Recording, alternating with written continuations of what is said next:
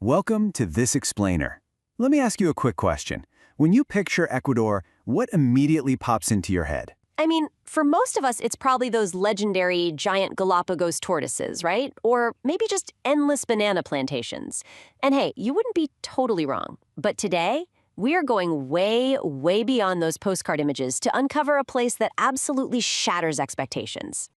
But okay, before we leave those stereotypes completely in the dust, consider this truly wild stat. Roughly a quarter of all the bananas crossing international borders, they come from this one relatively small nation. A quarter of the entire world's supply. It's unbelievable. And it's not just some massive export product to them, it's a literal way of life. The fruit is so deeply woven into the local economy and the daily cuisine that the average Ecuadorian eats over 200 bananas a year. That's a lot of potassium. So yeah, the bananas and the turtles are there, but let's step right past those expectations. Because the reality of Ecuador is actually packed with some of the most mind-bending geographical and legal superlatives on the entire planet. It absolutely is.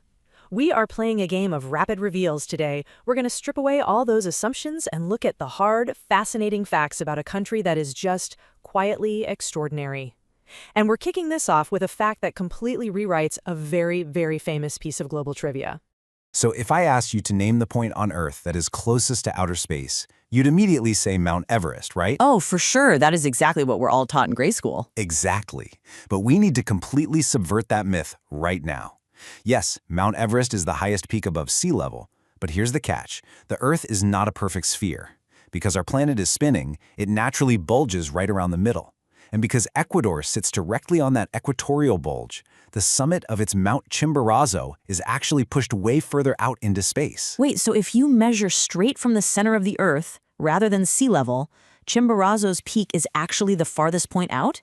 Ecuador is literally closer to the stars than Nepal is. I mean, that is just completely wild to think about.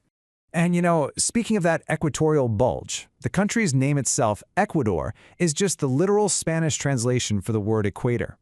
It is the only country in the world officially named after a geographical feature. It's brilliant in its simplicity. And because that line runs directly through its territory, you get the absolute novelty of literally standing with one foot in the northern hemisphere and the other firmly planted in the southern hemisphere at the exact same time. It's the ultimate photo op. And the geography gets even wilder from there. Listen to this. Ecuador is actually smaller than the U.S. state of Nevada, yet it somehow contains 4 radically different, distinct geographical zones. You've got the sun-drenched Pacific coast, the active volcanoes of the high Andes, the deep, dense Amazon rainforest, and of course the isolated Galapagos Islands. It's literally 4 completely different worlds crammed into an incredibly compact space. Because of these super dramatic shifts in elevation, each zone boasts its own unique climate, distinct cuisine, and a really rich, separate culture. You can actually drive from the freezing high-altitude Andes all the way down into the steamy Amazon basin in just a matter of hours. But the superlatives here aren't just physical. They are deeply legal and progressive too. Way back in 1906, Ecuador became the first country in the world to abolish the death penalty. They were having and concluding that major human rights conversation over a century before most Western nations even got close. Okay, I'll actually one-up that. In 2008, they did it again, but this time for the environment. They became the first nation ever to enshrine the rights of nature directly into their national constitution. Think about that.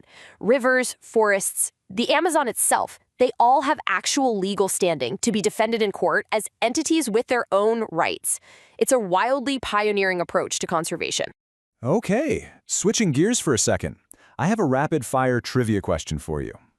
Where is the famous Panama Hat actually from? Well, I mean, if I'm just using basic logic based on the name, the answer seems painfully obvious. Panama, right? But prepare to be surprised. It is 100% Ecuadorian. The most famous hat associated with Panama was actually invented, beautifully crafted, and exported straight from Ecuador. For centuries, these incredibly skilled weavers on the Ecuadorian coast have been creating this iconic headwear out of local toquilla straw. So why the totally wrong name? It was basically just a massive historical, geographical mix-up.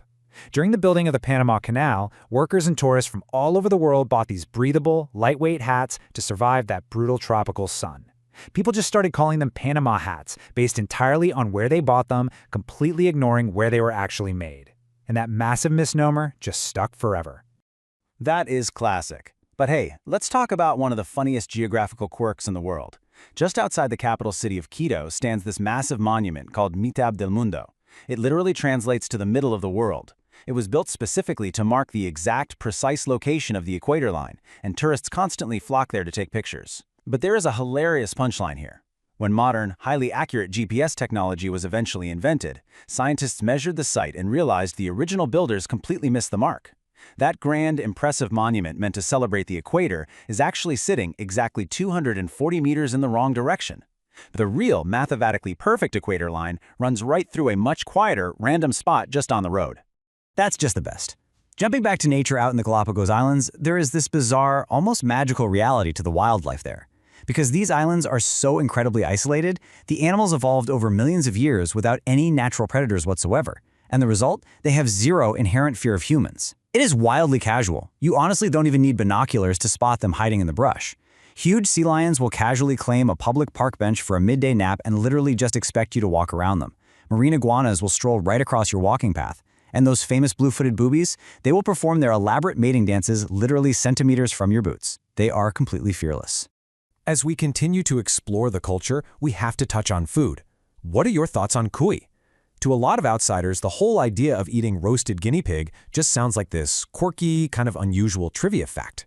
It definitely surprises people at first, for sure. But it is so important to understand that cuy is a deeply respected, beloved traditional delicacy. In the high Andean regions, this isn't just everyday street food. It's a high-protein, low-fat dish that has been consumed for literally thousands of years. It's served with immense pride at major celebrations, weddings, and really important family gatherings. Diving into deep traditions like this just reveals so much more than your standard surface-level trivia.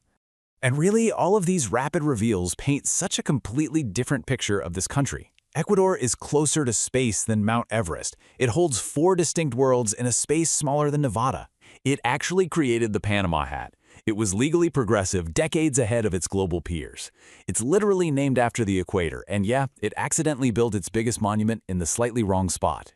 It really is a quietly extraordinary place hiding in plain sight. It proves that whenever you think you know a place just from looking at its postcards, there is always more to the story. So it really makes you wonder, what other assumptions do you have about the world right now that might just be 240 meters off the mark? Think about that and keep exploring.